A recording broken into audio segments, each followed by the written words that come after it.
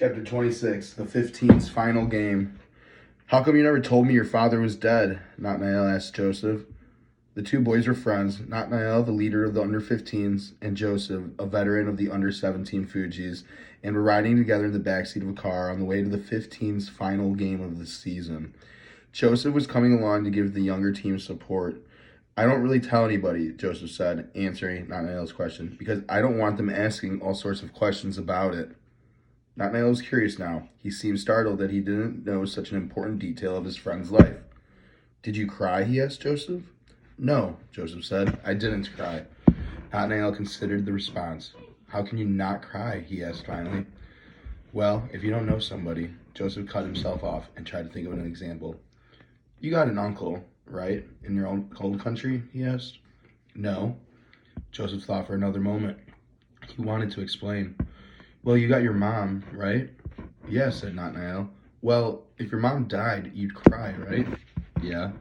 But if you never knew your mom, then you wouldn't cry, Joseph said. Nathaniel nodded. That was why his friend didn't cry at his father's death. He understood now. A few minutes later, Nathaniel and the under-15 Fugees took the field to warm up for their final game of the year. Joseph sat on the bench and cheered them on. It hadn't been the season Luma or the boys on the 15s had hoped. Their goal at the beginning of the fall had been to make the state cup, a tournament for the area's best teams.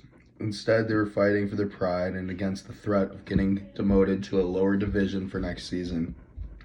The Fugees were in a playful mood, laughing and joking with one another, trying, it seemed, not to think too much about soccer. 2.5 months of stress had worn them out. Luma urged them to focus. You've got your last game of the season today. This is it, she told them beforehand.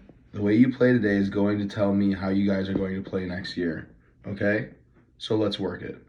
The Fugees were playing the Cobb YMCA Strikers. The Fugees had managed to win earlier in the season against a team that had beaten the Strikers. Today they stood a chance. Despite Luma's efforts to wake them up, the Fugees played the early minutes in a daze. They were easily frustrated, and aside from Conway, playing all out as usual. The players were walking and showing little intensity. The Strikers controlled the ball. They scored 10 minutes into the half, and then again before the half to lead 2-0. Luma was enraged. It was one thing to lose and another thing not to try, after all we've been through. So, what's wrong? She asked her players. Is the ref cheating? No, the boys said. Are they faster than you? No. Are they better than you? No, the boys said. So the score is 2-0 for what reason? Silence. I'll tell you why, Luma said, her voice rising. Because you are a bunch of idiots. You do not know how to play soccer. You know how to play street ball. So everything that everyone has said about this team, that you don't deserve to play, that you don't know how to play as a team, because you don't have the discipline or the respect to play, it's true. Because you don't know how to play. If you want to play on the streets, let me know, Luma said finally, because this is a waste of my time. Luma walked away from her players and the boys sat quietly for a moment, heads down. They were embarrassed by their play, wounded by their coach's comments, unsure what to do next. That's what I hate about her, man, one player said. When she stops coaching us, then we're going to lose everything. She's supposed to be mad, man, said Sabjan, the midfielder from Kosovo. We're playing like little kids. Nobody get mad, said another boy. Let's make our coach happy, man, Sabjan said. We can do this. Come on. The boys put their hands together a final time, chanted, 1, 2, 3, go Fugees, and jogged back onto the field to try to save the afternoon. They played harder, Conway leading the way. Nathaniel scored on a long free kick. The Fugees attacked and chased down free balls. But again, the 15s made mistakes. They turned the ball over with sloppy throw-ins and were called for offsides seemingly every time they managed to gain some momentum. Hamdu Muganga called for a foul in the box, and the Strikers put away the penalty shot. The Fugees began to get frustrated and to foul. When the referee blew his whistle, the score was 3-1, and the under-15 season was over. The boys walked quietly toward Luma and sat down around her. Her tone had shifted.